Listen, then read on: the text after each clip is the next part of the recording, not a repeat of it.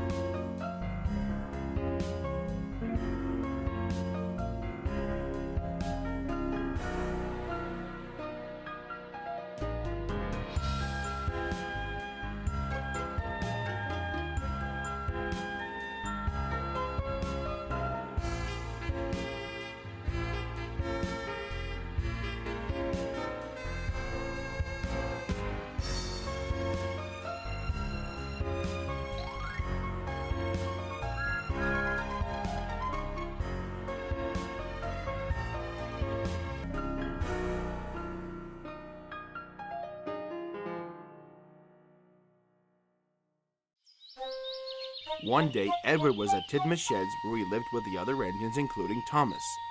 Most of them were bigger than Edward and always boasted about it, especially Gordon. Our friends wouldn't dare to choose you again. They want strong engines like us. Unfortunately, he was right. He hadn't been used for a long time and always was at the sheds as a spare engine if the need arises. And during that time, his loyal friend Applejack always felt sorry for Edward. Then an idea came to her noggin, but she waited till next morning when she went to see Edward to surprise what she had arranged for him. What's wrong there, Edward? You look bluer than the time when Apple Bloom had the cutie pox. Well, madam, to tell you the truth, I haven't been out of Tidmouth Sheds for quite a while now. And what's this so-called cutie pox you speak of?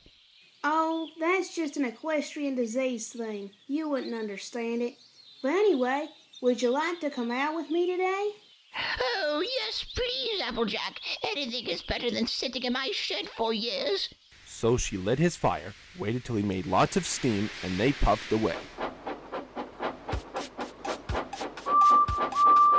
The other engines were jealous and cross of being left behind.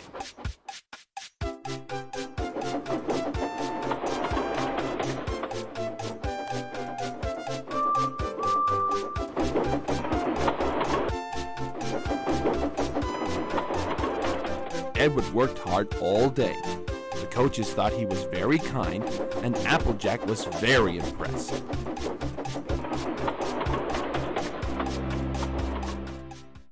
Guess what? I'm going out with Applejack again tomorrow. What do you engines think of that? But of course, he didn't hear what they thought, for he was so tired and happy that he fell fast asleep. But next morning, he woke up to find nothing had changed. Gordon was still boasting. You watch me, little Edward, as Rainbow Dash and I rush through with the express. That will be a splendid sight for you and Applejack. Goodbye, little Edward. Look out for us this afternoon.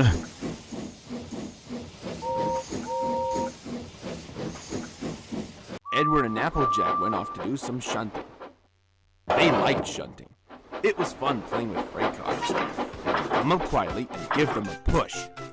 Then they would stop and the silly cars would go bump into each other. Ah! not cool. Yee-haw! Get along, you little cars. Way to show, Manny. They continued playing till there were no more freight cars. Then they stopped to rest. Later, they heard a whistle.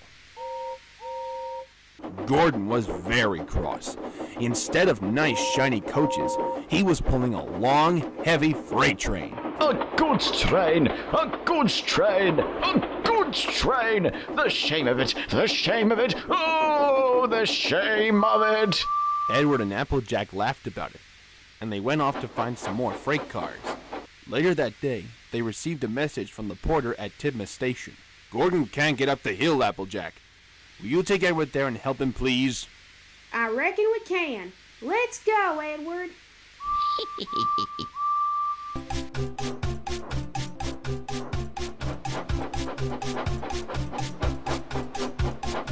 They found Gordon halfway up the hill and very cross. Rainbow Dash was arguing with him severely. Listen, Gordon, you're not even trying. You're just being lazy. I'm telling you, I can't do it. Those noisy trucks hold an engine back so. If they were coaches now, clean, sensible things that come quietly, that would be different. Then Applejack came up to see what the fuss was about. Here we are. Me and Eddie had come to help. Bah, it's no use at all. You just wait and see. There are things you don't know about Edward yet. They brought Gordon and his train back to the bottom of the hill.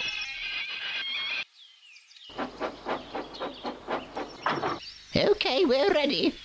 It will never work. They pulled and pushed as hard as they could.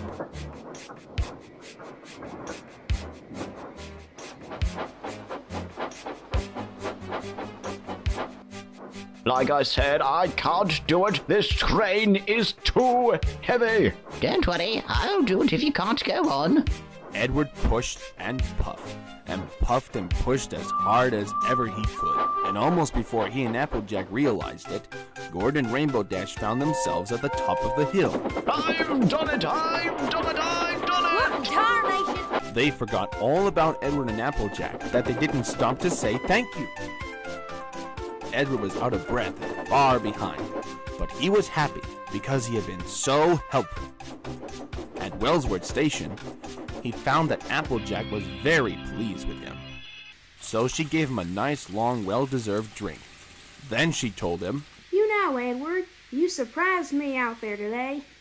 You showed me that even you are old, but you still know to get the job done.